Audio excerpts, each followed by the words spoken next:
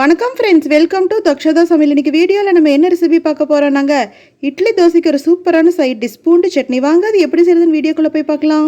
பூண்டு சட்னி செய்கிறதுக்கு அடுப்பில் ஒரு கடாய் வச்சுக்கலாங்க. 1 ஸ்பூன் நல்லெண்ணெய் விட்டுக்கலாங்க. பாருங்கள், 10 சின்ன வெங்காயம் பொடியாக கட் பண்ணியிருக்கேங்க. அது இந்த நல்லெண்ணெயில் சேர்த்துக்கலாம். நல்லா வதக்கிக்கலாங்க. 1 கப் வெள்ளை பூண்டு பொடியாக கட் பண்ணியிருக்கேங்க, அதுவும் சேர்த்துக்கலாம். இது சட்னி மாதிரியும் சாப்பிட்லாங்க, தொக்கு மாதிரியும் நம்ம சேர்த்துக்கலாம் சாதத்தோட. 2 in 1 ரெசிபி. அடுப்பு மீடியம் ஃப்ளேமில் வச்சு நல்லா வதக்கிக்கலாங்க. பாருங்கள், நம்ம நல்லா வதக்கிட்டோம். நார்மலான சைஸில் 4 வரமிளகா சேர்த்துக்கலாங்க. சட்னி கொஞ்சம் அட்ராக்ஷன் கலரில் இருந்தால் நல்லாயிருக்கும், அதுக்காக 3 காஷ்மீரி ரெட் சில்லி சேர்த்துக்கிறேங்க.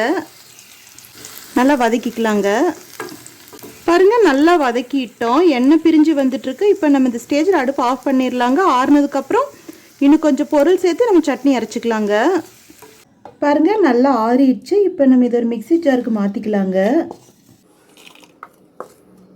ஒரு சின்ன சைஸ் புளி சேர்த்திக்கலாங்க, கொட்டை இல்லாதது. 1/2 ஸ்பூன் கல்லுப்பு.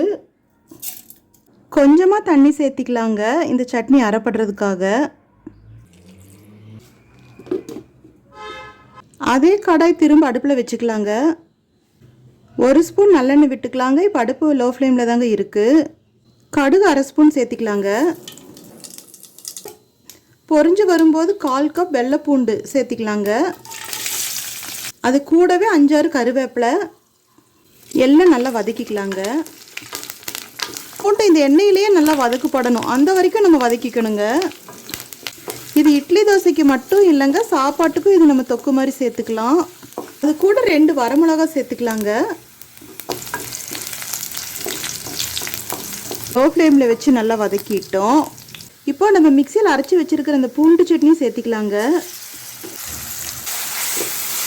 நம்ம அடுப்பு லோ ஃப்ளேமில் வச்சு நல்லா வதக்கிக்கலாங்க, எண்ணெய் பிரிஞ்சு வர வரைக்கும். பாருங்க, நம்ம பச்சை வாசனை போக நல்லா வதக்கிட்டோம். எண்ணெய் பிரிஞ்சு வந்துட்டுருக்கு. இப்போ நம்ம இந்த ஸ்டேஜில் அடுப்பு ஆஃப் பண்ணிடலாங்க. நம்ம சேனல் பிடிச்சிருந்தா லைக் பண்ணுங்கள், கமெண்ட் பண்ணுங்கள், ஷேர் பண்ணுங்கள், சப்ஸ்கிரைப் பண்ணுங்கள். அப்படியே பக்கத்தில் இருக்கிற பெல் ஐக்கானையும் மறக்காமல் கிளிக் பண்ணுங்கள். தேங்க்யூ.